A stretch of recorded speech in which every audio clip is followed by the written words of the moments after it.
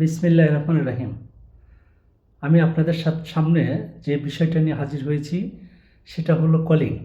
যদিও ভিডিওটা একটু লম্বা হবে, কিন্তু আপনারা মনোযোগ দিয়ে শুনবেন তাহলে বুঝতে পারবেন।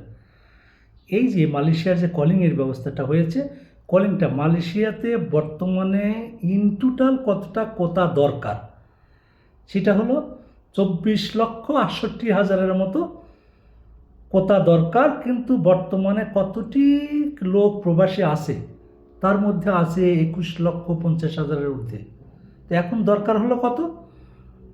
2,50,000 সামথিং। এই 2,50,000 সামথিংয়ের মধ্যে বাংলাদেশ কতটা পাবে কোটা সেটা কিন্তু আপনাদেরকে জানতে হবে, যারা প্রবাসী আসার জন্য, মালয়েশিয়াতে আসার জন্য একটা উদ্বিগ্ন হয়ে আছেন। এখন এর মধ্যে দেখেন কারা কারা পাবেন। পাবে ইন্ডিয়া, পাবে শ্রীলঙ্কা, পাবে পাকিস্তান, পাবে নেপাল, পাবে ভুটান, পাবে বাংলাদেশ পাবে। তার মধ্যে আছে কি বাংলাদেশের যে সিন্ডিকেটটা, সেই সিন্ডিকেট থেকে যদি বের হয়ে না আসতে পারে তাহলে 2022-23 সালের যে কলিংটা ছিল না, শেষে কিন্তু বাংলাদেশের লোকজন আসছিল। আসার পরে দেখা যায় কাজ নাই, লক্ষ লক্ষ লোক ঘুরে বেড়াচ্ছে, তারপর অনেক লোক দেশে রিটার্ন চলে গেছে। সেক্ষেত্রে যারা প্রবাসে আসবেন তাদের কাছে আমার সবিনয় এবং বিশেষ অনুরোধ, আপনারা এই যে দালাল চক্র থেকে সাবধানে থাকবেন। বিশেষ করে এই কাজটা কারা পাবেন? যারা যেসব প্রজেক্টের কাজগুলা, সরকারি কাজগুলা, যেসব এজেন্সিগুলো পাচ্ছে, যেসব কোম্পানি পাচ্ছে, সেই সব কোম্পানি এই কাজগুলা, এই কোটাগুলো পেয়ে থাকবেন। এখন দেখেন এইটা কি কি বলা হয়েছে, 31শে ডিসেম্বর মালয়েশিয়া সরকারের থেকে বলা হয়েছে 31শে ডিসেম্বরের মধ্যে অ্যাপ্লাই করার জন্য। অথচ বাংলাদেশের অথর্ব মিডিয়া এবং ফেসবুক কিন্তু একেবারে তোলপাড় করে তুলেছে। এখন পর্যন্ত কোনো রকম কোনো প্রক্রিয়া শুরুই হয় নাই, হবে। তবে কারা এই দেশে আসতে পারেন দ্রুত এবং সঠিকভাবে, যারা মালয়েশিয়াতে আছেন তারা যদি সঠিক কোম্পানি ব্যবহার করে তাদের কাছ থেকে কোটা নিয়ে তারপরে কিন্তু আসতে পারবেন। আর পারবে কারা? যারা বাংলাদেশেতে লিগেল এজেন্সি আছে, লিগেল এজেন্সিগুলা এই দেশের কোম্পানির সাথে যখন করতে পারবে, কন্ট্যাক্ট করতে পারবে, তাহলে তারাই আসতে পারবে এবং তাদেরকে লাইসেন্স থাকতে হবে। এখন আমাদের দেশে যে বর্তমানের যে মাননীয় প্রধান উপদেষ্টা সাহেব আছেন, আসিফ নজরুল ইসলাম সাহেব আসছিলেন এখানে, কিন্তু এখানে কিন্তু এই আসিফ নজরুল ইসলাম এবং মাননীয় প্রধান উপদেষ্টার সাথে সাংবাদিকদের কথা বলতে দেওয়া হয় নাই।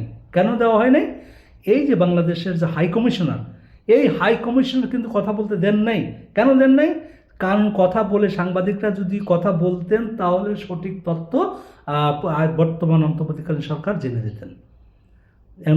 লক্ষ লক্ষ লোক বসে আছেন, কাজ নেই, হাজার হাজার লোক, লক্ষ লক্ষ লোক বেকার, এবং অনেক হাজার হাজার লোক আপনার জেলখানায় জীবন মরণ সন্ধিক্ষণে যুদ্ধ করছে।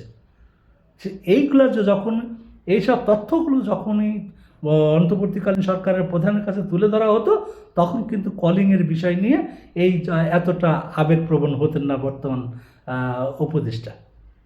সুতরাং এখানে দায়টা কার? এই দায়টা কার? সুতরাং আপনাদের কাছে আমার বিশেষ অনুরোধ, যারাই এখানে মালয়েশিয়া আসার জন্য প্রক্রিয়া করছেন তাদের কাছে সবিনয় বিশেষ অনুরোধ, আপনারা দেখে শুনে চিন্তা ভাবনা করে তারপরে আপনারা পা রাখবেন। কিন্তু একটা কথা হলো কি, যে এখান থেকে আমরা কজন লোককে প্রবাসে পাঠাতে পারবো সেদিকে কিন্তু খেয়াল রাখতে হবে। কারণ আমাদের লোক এখান থেকে কিন্তু কয়েকটা সেক্টরের লোক আসবে।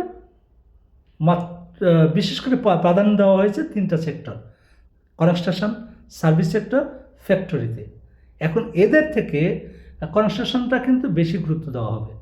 আপনারা ভেবে চিন্তে আসবেন। বিশেষ করে আর একটা জিনিস হলো, আমি যারা মালয়েশিয়া প্রবাসে আসবেন তাদের কাছে বিশেষ এবং সবিনয় অনুরোধ, পাম অয়েলের বাগানে কিন্তু আপনারা আসবেন না। কারণ এখানে কিন্তু জীবনের অনেক যুদ্ধ করতে হয়।